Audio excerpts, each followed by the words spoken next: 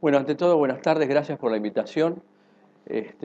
Vamos a tratar de dar condensadamente algunos conceptos de lo básico de la radiología pediátrica y un poco de ecografía. Yo tuve la suerte de estar toda mi vida de radiólogo con, digamos, familiarizado con muchos ortopedistas infantiles que por suerte, gracias a ellos, estuve rotando varias veces en el DuPont y ahí aprendí mucho de la ecografía musculoesquelética y caderas, gracias a gente de la Saotri como el doctor Estefano Vallejos Meana, que me han ayudado mucho en el Hospital de Niños a conectarme con los ortopedistas y traumatólogos pediátricos. Bueno, primeramente vamos a hablar un poco sobre cuál es la filosofía del diagnóstico por imágenes en pediatría, un poco para entrar en el tema. El diagnóstico por imágenes pediátrico varía, que hay que conocer un poco más de clínica que el radiólogo o el especialista en imágenes generales, hay que conocer un poco los detalles del crecimiento y desarrollo, como un poco lo habrán explicado a ustedes, y hay una base que es la siguiente. Hay que tener tres conceptos fundamentales, ¿no?, que son de tipo filosófico, ¿no? El pediatra o especialista pediátrico, en este caso el pediatra y el ortopedista pediátrico, el radiólogo pediatra, tienen que manejarse en el pedido de estudios con mucho sentido común y mucha información. No hay que olvidarse que utilizamos radiaciones ionizantes en niños, donde las células del niño son mucho más sensibles que las del adulto y posibilidad de tener riesgo a futuro. Hay que tener en cuenta, con lo que les dije, asunto, el riesgo-beneficio. Tengan en cuenta que ya con 10 o 20 RATs hay una reducción notoria de la fórmula sanguínea, hay alteraciones genéticas probables en el futuro, así que tenemos que actuar con cautela en todo lo que sea radiaciones. Y con respecto al costo-beneficio, y también en relación al lugar donde estamos. Los equipos son muy costosos, las prestaciones a veces son muy costosas y a veces hay instituciones que soportan una gran cantidad de pedidos, prestaciones que casi es imposible a veces llevar adelante, sobre todo en momentos de gran inflación como esta. No obstante eso, en nuestro país, como es un país muy variable, esto cambia. Fíjense ustedes que una tomografía computada en un hospital de Nueva York lo pagan $400 y aquí se paga 500 pesos. Traduzcan el dólar oficial o básico como quieran, pero evidentemente la medicina acá impresiona más barata, que es un poco mentiroso, porque no es más barata, sino que simplemente a valores de dólares mucho menos costosa. Pero igualmente hay que tener cuidado con los gastos que hay que hacer.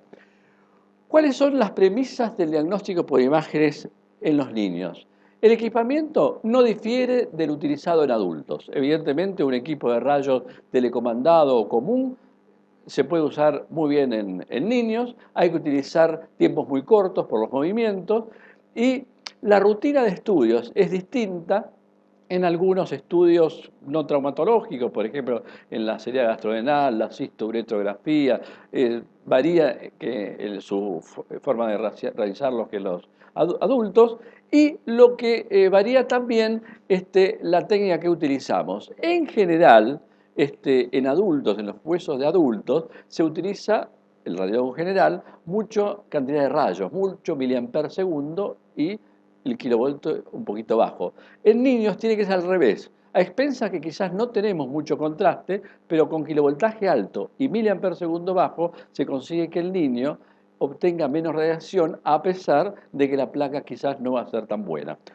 Creo que algunos de ustedes sabrán que es kilovoltaje miliamper segundo, o si en algún momento uno lo ha estudiado, pero en general el radiólogo y el ortopedista están muy ligados, tanto el técnico radiólogo como el ortopedista como el médico radiólogo, porque los ortopedistas, tanto infantiles como adultos, utilizan como un soporte muy importante la radiología y evidentemente de aquí al futuro la van a utilizar en muchas situaciones.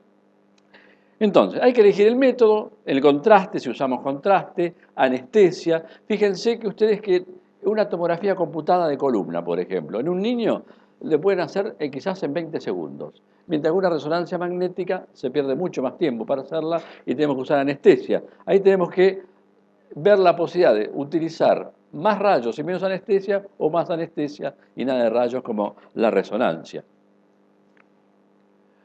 Bueno, ¿qué pasa con la producción mundial de los métodos de diagnóstico por imágenes?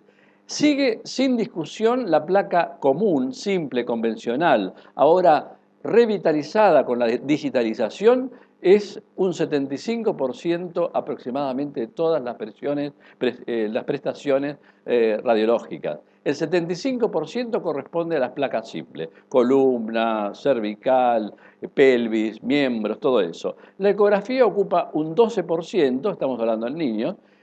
TAC, resonancia magnética, o TC, resonancia magnética, la medicina nuclear, ocupan un 12% y otros como el PET, que se utiliza en casos muy puntuales, solo el 1%. Es una estadística de la Sociedad Mundial de Radiología Pediátrica, donde evidentemente sigue siendo muy importante la placa simple. El personal que trabaja en radiaciones, el radiólogo, y tal es así también el ortopedista, que está mucho en quirófano, en las reducciones, con el intensificador de imágenes, sacando placas simples, a veces los residentes en forma directa y a veces también en las guardias no está el radiólogo y el ortopedista saca la placa. Hay que tener siempre el dosímetro a mano. Ahí vemos la cantidad de radiaciones que estamos absorbiendo. Y un personal que trabaja en radiaciones, no importa si no se acuerdan de las unidades, pero no tiene que tomar más de 20 milisievert por año.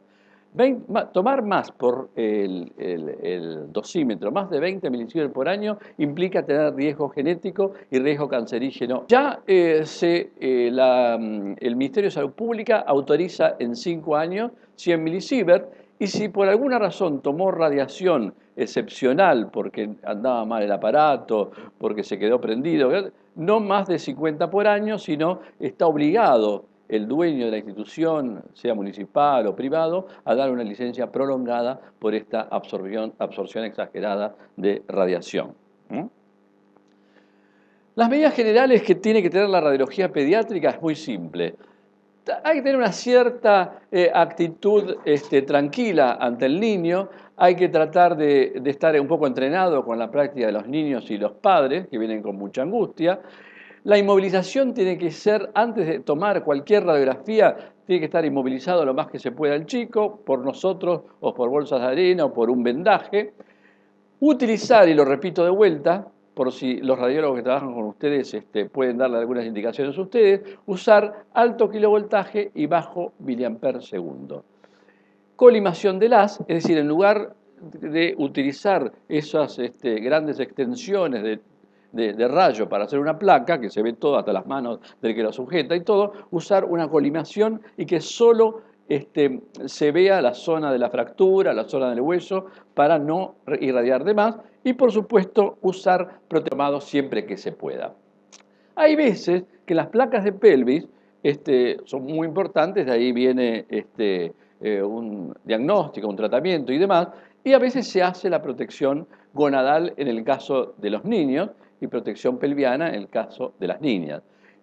La protección gonadal es muy eficiente porque el plomo se pone encima del testículo. No tal así la protección en la niña, porque en la niña, al proteger el ovario, la radiación se mete por el costado y hay radiación secundaria. En vez del testículo casi no hay radiación secundaria. Entonces la protección es mucho más efectiva, la testicular, que la de los ovarios. En una placa, por ejemplo, ya no se usa casi la von Rosen, ¿no? Hacíamos frente, perfil y von Rosen de placa de cadera.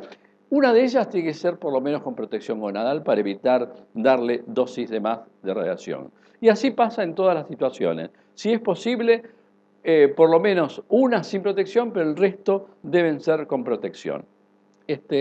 Grandes problemas tuvimos con los ortopedistas en el hospital de especialistas de columna, porque no querían proteger mucho las mamas porque les tapaba las imágenes y demás, pero también en las placas de escoliosis y especialmente espinograma es donde más radiación absorbe el niño. Entonces, evidentemente hay que tratar de evitar